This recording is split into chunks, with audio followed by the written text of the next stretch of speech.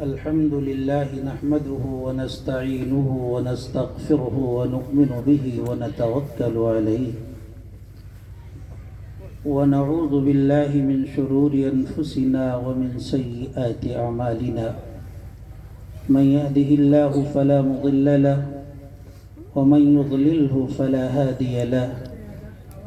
ونشهد أن لا إله إلا الله وحده لا شريك له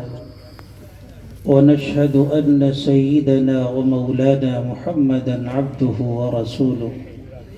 قال الله تعالى في القرآن الكريم إنه لقرآن كريم في كتاب مكنون لا يمسه إلا المطهرون تنزيل من رب العالمين وقال النبي صلى الله تعالى عليه وسلم يقال لصاحب القرآن اقرأ وارتق ورتل كما كنت ترتل في الدنيا فإن منزلك عند آخر آية تقرأها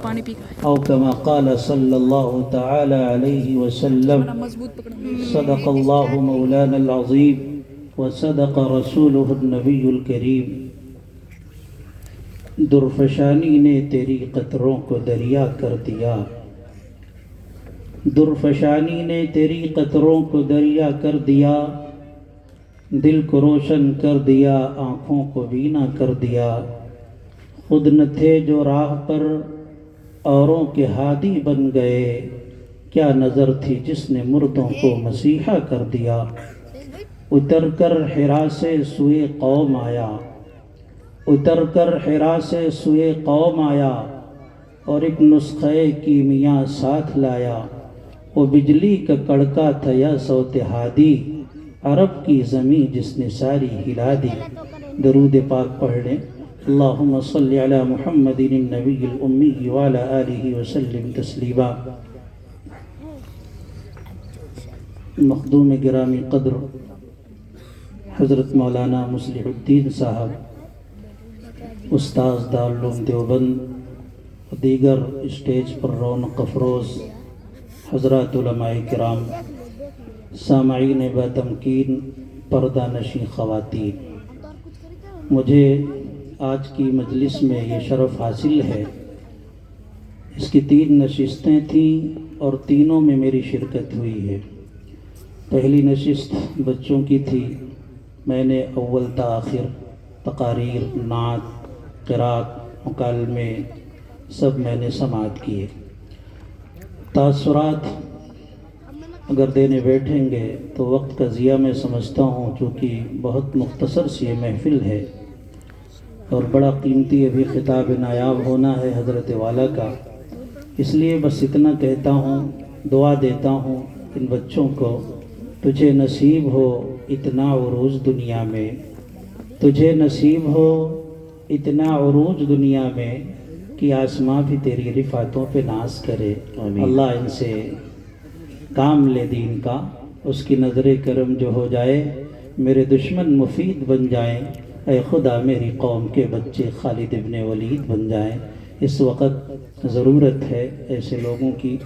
اللہ تبارک و تعالیٰ انہیں نظر بس سے بچائے اور اس ادارے کا جو فیض ہے دور دور تک اور دیر دیر تک پہنچے یہی میری دعا ہے آمین میرے بھائی 3 چیزیں ہیں ایک ہے کتاب اللہ ایک ہے حبیب اللہ اور ایک ہے بیت اللہ تینوں کی نسبت اللہ کی طرف ہے آپ دیکھیے جو میں بات کہنا چاہتا ہوں وہ یہ ہے کہ جب حضرت نبی کریم صلی اللہ تعالی علیہ وسلم کی تشریف آوری کا وقت ہوا دنیا کے اندر اس سے کل 50 دن پہلے بیت اللہ شریف جو ہے اس پر یمن کا حاکم نصرانی ابرہا فوج لے کر چڑھ دوڑ کر کے مکے کے قریب اس نے آ کر کے ڈیرا ڈال دیا وجہ یہ تھی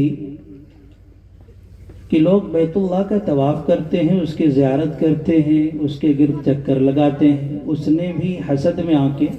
جیسے ہمارے زمانے میں ہوتا ہے کہ اس نے 1 منزل بنائی ہے تو میں 2 منزل بناؤں گا اس نے یہ گاڑی لی ہے تو اس سے عالی شان بنگلہ گاڑی لوں گا بنگلہ بناؤں گا یہ مزاج ہے لوگوں کا، حاسدانہ مزاج میں ڈھل کر اس نے بھی اپنے یہاں کعبے کی شکل میں ایک عمارت بنائی، اور اس کا مقصد یہ تھا کہ جس طریقے سے لوگ خانہ کعبہ کی زیارت کرتے ہیں، اس کی تعظیم و تکریم کرتے ہیں اور اس کے ارد گرد طواف کرتے ہیں، چکر لگاتے ہیں، میں نے اس سے عالی شان گھر بنایا ہے تاکہ لوگ ادھر آئیں، لوگوں کا رخ ادھر ہو۔ لیکن غصے میں ایک مکی کوئی ان سے مسافر تھا، اس نے جب یہ دیکھا کہ اس نے خانہ کعبہ کی نقل بنائی ہے تو پاخانہ کر دیا۔ بعض جگہوں پر لکھا ہوا ہے کہ اس نے آگ لگا دی۔ جو کچھ بھی سبب بنا ہو، ابرہہ کو بہت غصہ آیا، ہاتھیوں کی فوج لے کر کے وہ خانہ کعبہ کے قریب آ کر کے اس نے پڑاؤ ڈال دیا۔ مقصد یہ تھا کہ خانہ کعبہ کو گرا ڈالے گا، بیت اللہ کو مسمار کر دے گا۔ کیوں؟ اس کے پاس وَإِنَّا فَوْقَهُمْ قَاهِرُونَ، وجہ کیا ہے؟ ہمارے پاس طاقت ہے، حکومت ہے، ہم جو چاہیں گے کریں گے، ہمیں کوئی روک نہیں سکتا۔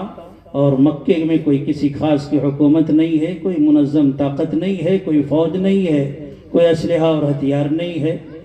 غرضے کی اس نے پورا نظام بنایا کہ بیت اللہ کو گرا دے گا، فوج تیار ہے، ہاتھی دندنا رہے ہیں، اللہ کے گھر کو گرانے کے لیے بیتاب ہے۔ وہ سمجھ رہا ہے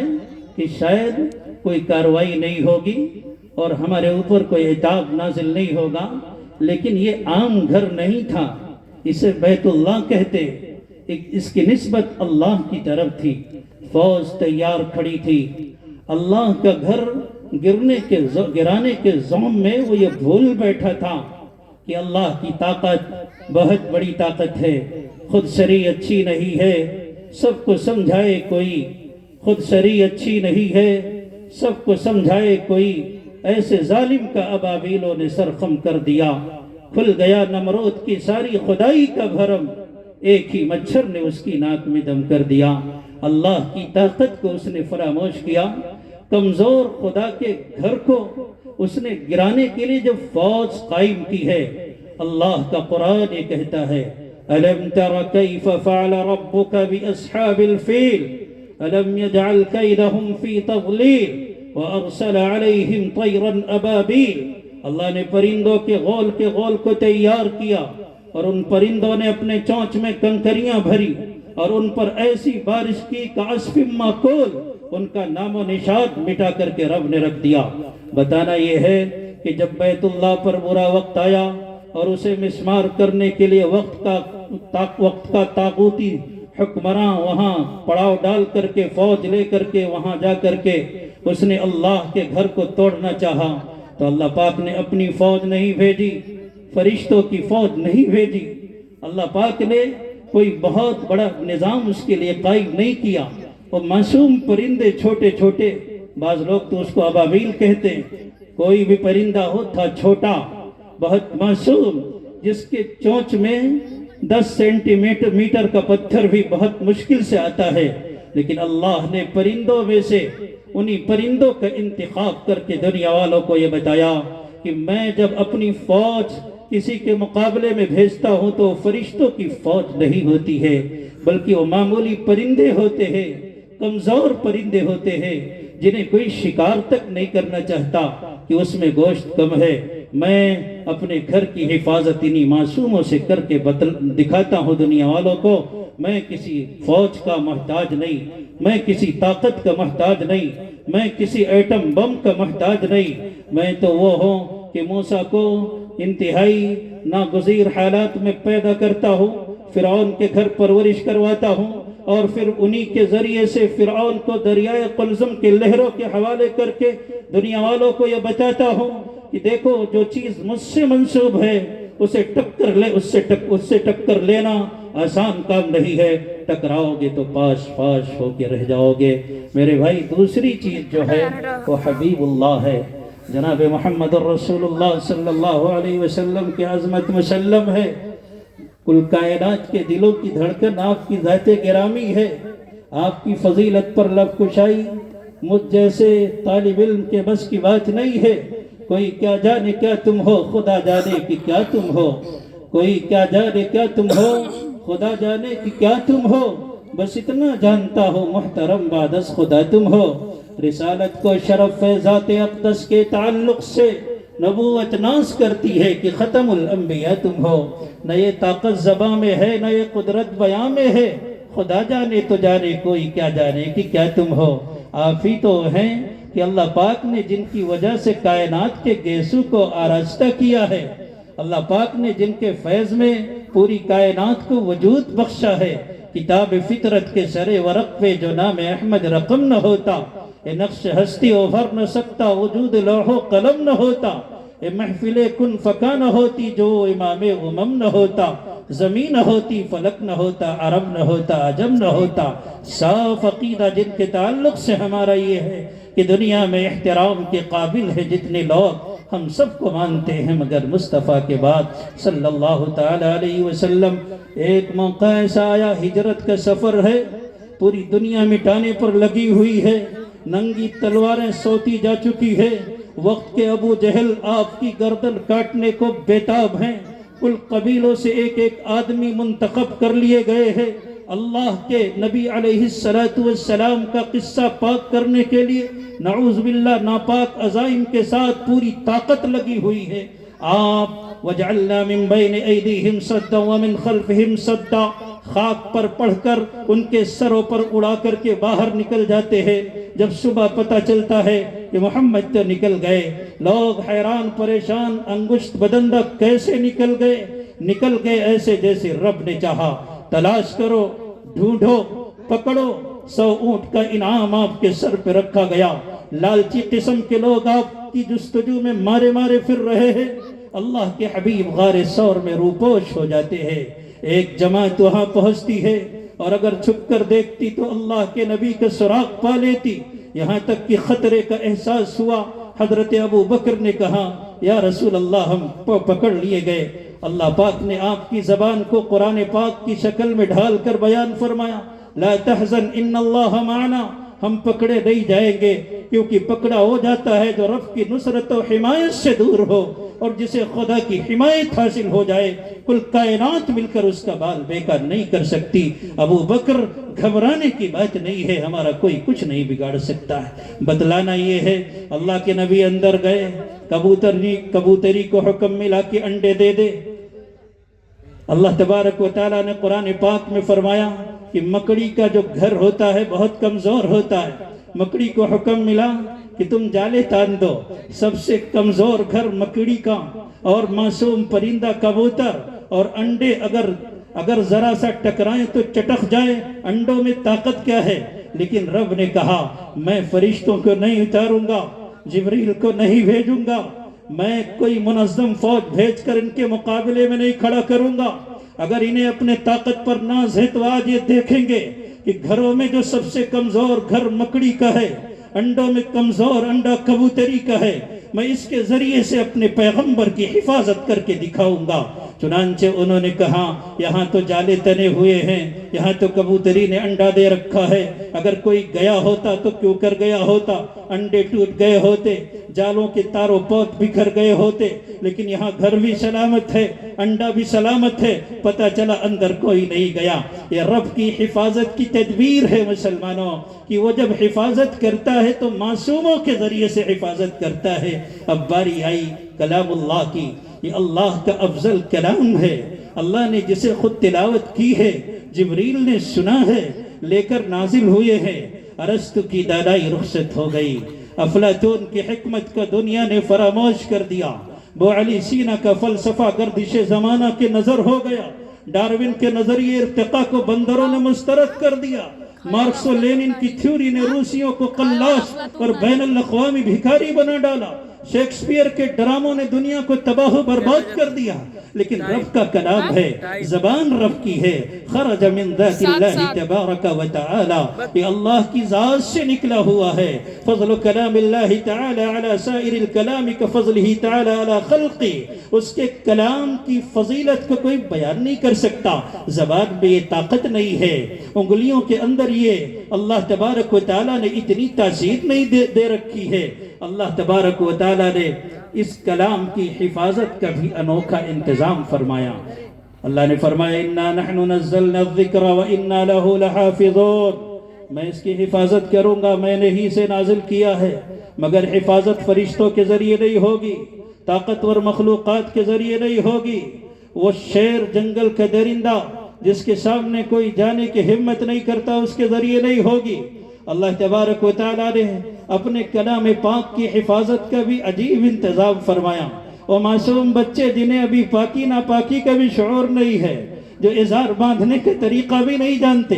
ماں باپ کے گود سے اللہ نے انہیں منتخب کیا، ماں تڑپ رہی ہے، بچہ چھوٹا ہے، باپ رو رہا ہے، بچہ چھوٹا ہے، 3 بجے سردیوں کے عالم میں جگا دیا جاتا ہے، بچہ چھوٹا ہے، لیکن رب کا کلام پڑھنا ہے۔ دادا ملنے کے لیے چھوٹے معصومیت کی وجہ سے وہ لڑکھڑاتے قدموں کے پاس کچھ سامان لے کر کے خورد و نوش کا مدرسے کا رخ کرتا ہے، بچہ چھوٹا ہے، ابھی سمجھ نہیں ہے، ماں کا کلیجہ اٹکا ہوا ہے، کوئی حادثہ نہ ہو جائے، بچہ چھوٹا ہے۔ اور اسی چھوٹے چھوٹے پن کا وظیفہ پڑھتے ہوئے قدرت یہ دن دکھاتی ہے کہ ایک دن اللہ پاک منوان قرآن پاک کو سینے میں محفوظ کر دیتا ہے۔ ارے بچہ چھوٹا تھا، وہ تو ناپاکی اور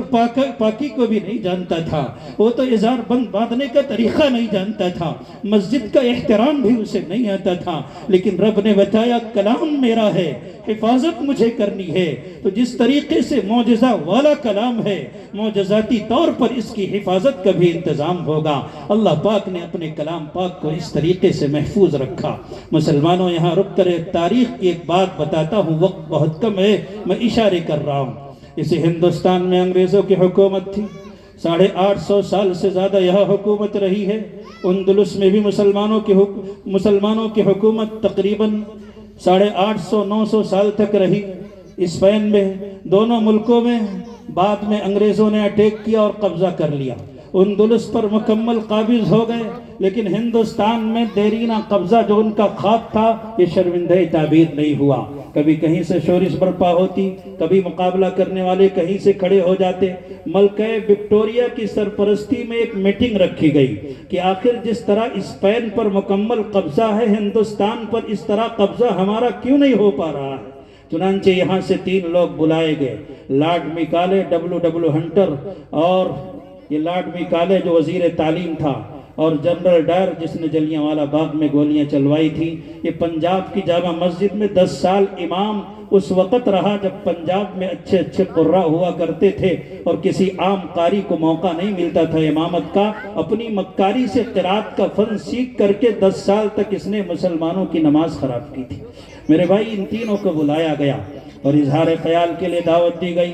جب جنرل ڈائر پہنچا ہے ڈائز پر تو اس نے رومال میں کوئی چیز لپیٹ رکھی تھی۔ لوگوں سے پوچھا یہ کیا ہے؟ لوگوں نے کہا پتہ نہیں کیا ہے، کوئی پستک، کوئی کتاب، کوئی بک ہوگی۔ اس نے اپنے رومال کو جھٹکا دیا، کتاب کے اوراق بکھر گئے۔ اس نے کہا دس از اے قرآن، یہ قرآن کریم ہے۔ آپ اسپین پر قابض اس لیے ہو گئے کہ وہاں مسلمانوں نے تعلیم کا نظام قائم نہیں کیا، وہاں ان کے ہاتھوں میں قرآن نہیں تھا، اس لیے کہ وہ ہاتھ جو قرآن کو تھامنے والے ہوتے ہیں کبھی انہیں مٹایا نہیں جاتا، اس لیے وہاں آپ کی حکومت ہے۔ اور ہندوستان کے اندر قرآن ہے، نظام تعلیم ہے، دارالعلوم دیوبند ہے، اور بھی بڑے وہاں تعلیم کے نظام قائم کرنے والے علماء اور فضلاء ہے۔ اس لیے سن لو، اگر تم وہاں مکمل قبضے کا خواب دیکھتے ہو تو یہ قیامت کی صبح تک خواب شرمندہ تعبیر نہیں ہوگا۔ مدرسہ ہے، مدارس والے ہیں، تمہارا مقابلہ کریں گے، اور ہندوستان کی زمین پر جو تم نفرت انگیزی پھیلانا چاہتے ہو اور جو تم وہاں خواب دیکھ رہے ہو، اس خواب کی تکمیل میں وہ روڑا ہے اور بنے رہیں گے۔ چنانچہ وہاں یہ نظام بنا کہ ہندوستان جا کر کے اب سب سے پہلے قرآن پاک کو مٹانا ہے۔ وہاں سے پیسہ فنڈ ملا، پیسے ملے، اور آنے کے بعد دہلی کے اندر تمام بک اسٹالوں سے قرآن پاک کے نسخوں کو جمع کیا گیا۔ صرف 2.5 لاکھ نسخے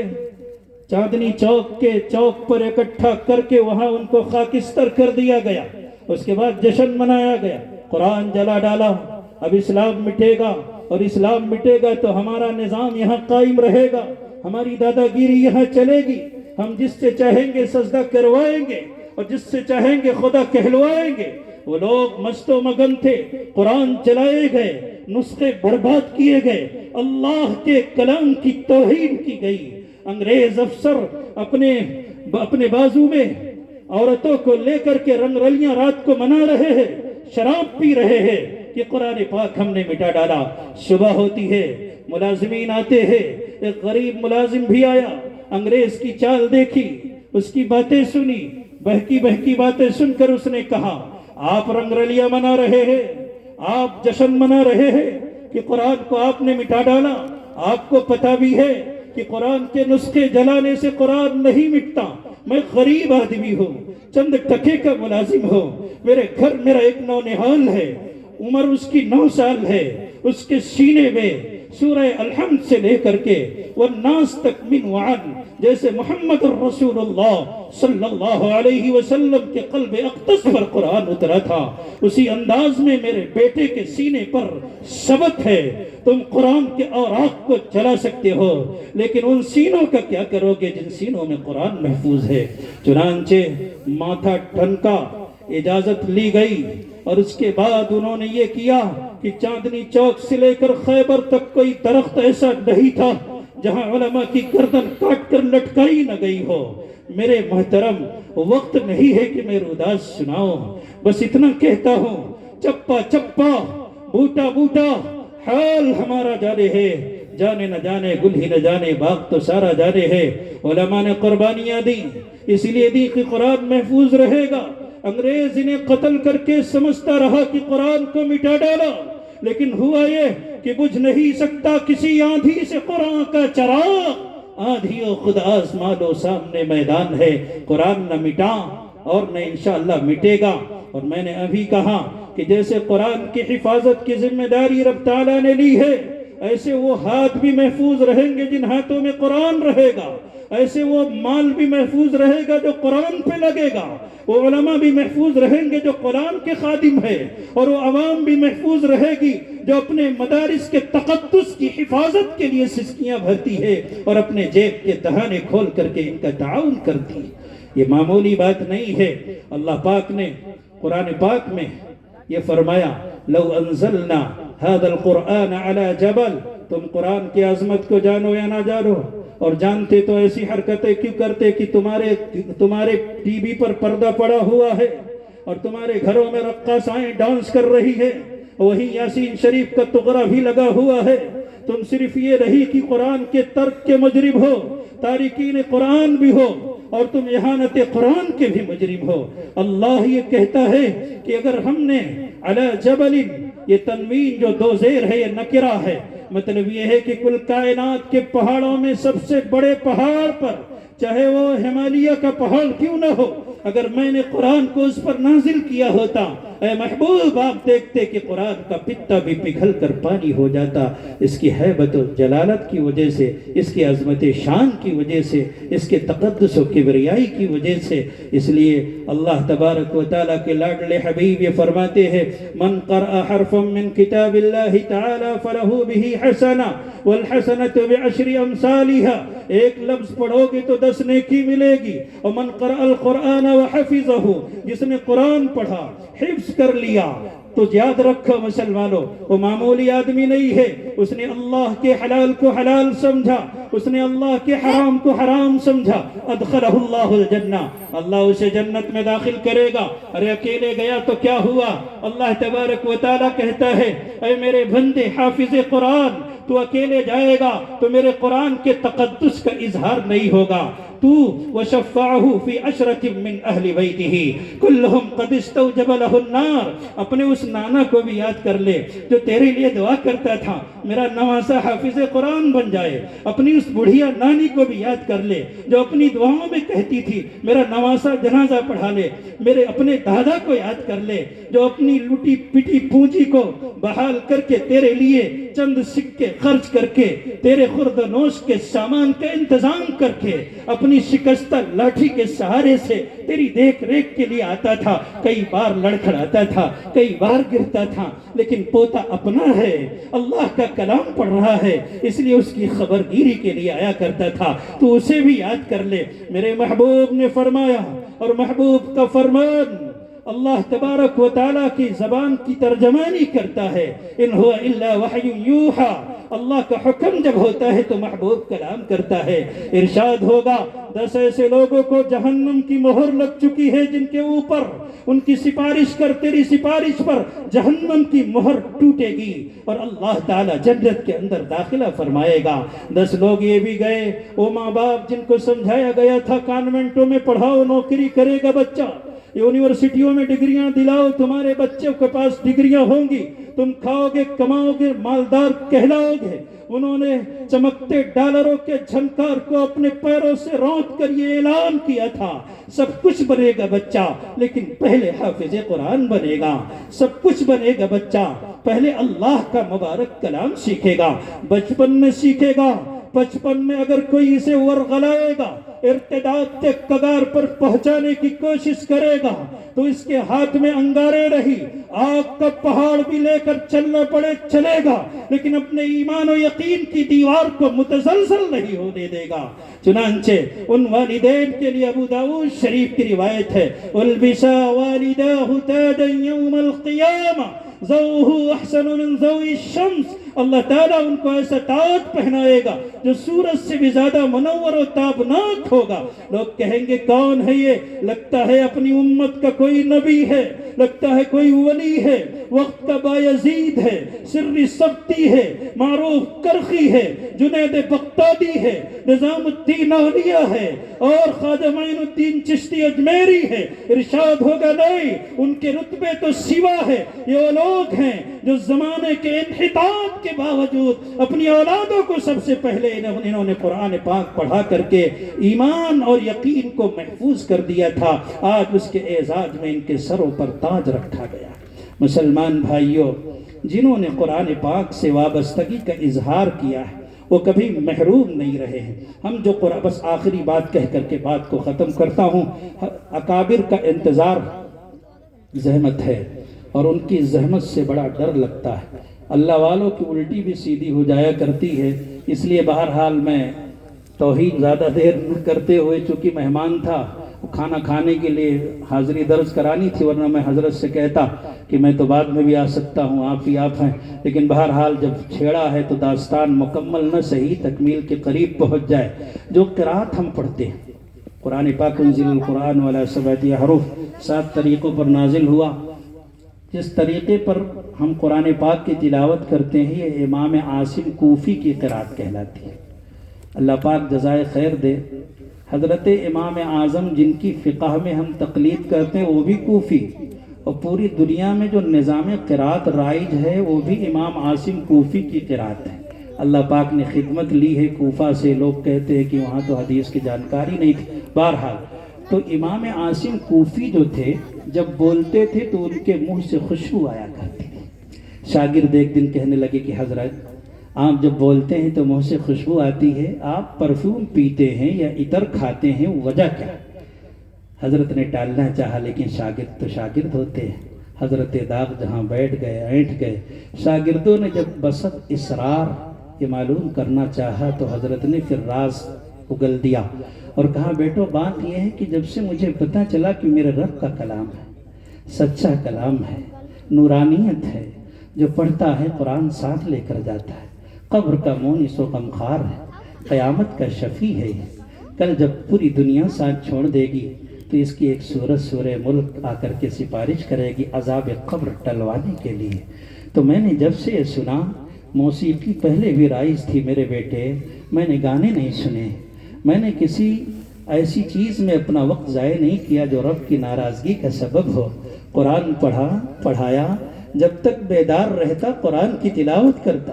پڑھتے پڑھتے نیند آتی تو سو جاتا، اٹھتا تو تلاوت کرنے لگتا۔ ایک دن پڑھتے پڑھتے سویا، تہجد کی نماز کا وقت ہوگا کہ خواب میں حبیب کبریا حضرت محمد مصطفیٰ صلی اللہ علیہ وسلم کی زیارت ہوئی۔ آقا فرماتے ہیں کہ عاصم اپنے ہونٹوں کو میرے قریب لاؤ، یا رسول اللہ آپ سراپا پاک اور مقدس اور میں سراپا نجس، میرے ہونٹوں کو آپ کیا کریں گے؟ کہنے لگے لاؤ، جن ہونٹوں سے تم قرآن پڑھتے ہو میں انہیں بوسہ دوں گا۔ اللہ اکبر! اللہ کے نبی علیہ الصلوۃ والسلام خواب میں اصرار کر رہے، یہ انکار کر رہے کہتے ہیں شرم کی وجہ سے رخسار کو آگے کر دیا، ہونٹ تو نہیں کیے، اپنا گال آنکھ کے قریب کر دیا، آپ نے گالوں کو چوما، اس کے بعد سانسیں معطر ہو کر رہ گئی، پھیلی تو عطردان سے خوشبو نہیں گئی، آقا کی اس جہان سے خوشبو نہیں گئی۔ ایک روز آپ خواب میں تشریف لائے تھے، اب تک مگر مکان سے خوشبو نہیں گئی، جس نے نبی کا نام عقیدت سے لے لیا تا عمر اس زبان سے خوشبو نہیں گئی۔ معراج کے سفر کو زمانے گزر گئے، اب تک بھی آسمان سے خوشبو نہیں گئی۔ خوشبو والے نبی بتا دیتی تھی خوشبو مصطفیٰ کی، ابھی اس راہ سے آقا گئے ہیں۔ خوشبو والے نبی نے بوسہ دیا، اللہ نے وجود کا معطر کیا۔ اللہ پاک کی قسم، جنہوں نے قرآن سے اشتغال کیا، قرآن پڑھایا، پوری دنیا میں اس کا چرچا کیا، رب کے قرآن کی تبلیغ کا نتیجہ یہ نکلا کہ اللہ نے قبر کی مٹی کو بھی معطر کر دیا۔ مسلمانوں، انہیں عام چیز نہ سمجھنا، معمولی نہ سمجھنا، اللہ کا کلام کلام ہے، یہ تو عظمت کا حامل ہے ہی ہے۔ بوریے پر بیٹھ کر جنہیں ہم اور آپ بسم اللہ کا گنبد کہتے ہیں، مسجد کی ٹوٹی چٹائی کہتے ہیں، جو بیٹھ کر کے ان بچوں کو صبح سویرے اللہ کا کلام پڑھاتے، ہم اپنے گھروں سے آنکھ بھی کیچڑ ہے دھلے بغیر ان مولویوں کے حوالے کیا۔ وہ معمولی تنخواہوں کے باوجود، اپنی غربت اور تنگ دامانی کے باوجود دنیا کا شکوہ نہ کرتے ہوئے رب سے اجرت کی امید پر لا سلکم علیہ اجرا ان اجری الا علی رب العالمین، اسی اجر کی بنیاد پر، اسی اجرت کی امید پر اپنا وقت موت تک یہی لگا دیتے ہیں۔ اللہ کی قسم چمک جاتے ہیں وہ لوگ جو اپنے پیسوں سے ان مدرسوں کی آبادی کا سبب بنتے ہیں، وہ پیسوں کے اعتبار سے ہمیشہ آباد رہتے ہیں۔ کیا خیال ہے، ایک شخص تھا جو عالم نہیں تھا، اور جس نے کبھی کسی انسان کے سامنے علم زانوِ تلمس تہ کر کے اپنی علمی تشنگی کو بجھایا نہیں تھا، نہ جانے کیسے تعلیمی سفر ادھورا رہ گیا۔ ایک عام بندہ تھا، لیکن ایک لہک تھی، ایک للک تھی، اور ایک دل کے اندر امنگ تھی کہ میں اللہ کے دین کو پھیلاؤں۔ وہ آنکھ کی اس بستی سے اٹھتا ہے، اللہ والوں کے قدم بوسی کرتا ہے، ان کی مجلسوں میں بیٹھتا ہے، خوشہ چینی کرتا ہے۔ دنیا اسے مؤذن شفیع کہتی رہی، لیکن ایسا باغ لگا گیا، اللہ کی قسم اس کی روح اس وقت متوجہ ہوگی، کیا ثواب مل رہا ہوگا، کیسی خوشی حاصل ہو رہی ہوگی۔ اللہ اسے بھی آباد رکھے، جو زندہ ہے اسے بھی آباد رکھے، اور آپ کو بھی آباد رکھے۔ اس پیغام کے ساتھ میں رخصت ہوتا ہوں۔ اس اونچے آسمان کی عظمت زمین سے ہے، اس اونچے آسمان کی عظمت زمین سے ہے، سجدوں کا اعتبار یقیناً جبی سے ہے۔ مٹی کے ہم چراغ ہیں، یوں مت بجھا ہمیں، نادان تیرے طاق کی رونق ہمیں سے ہے۔ وآخر دعوانا الحمدللہ۔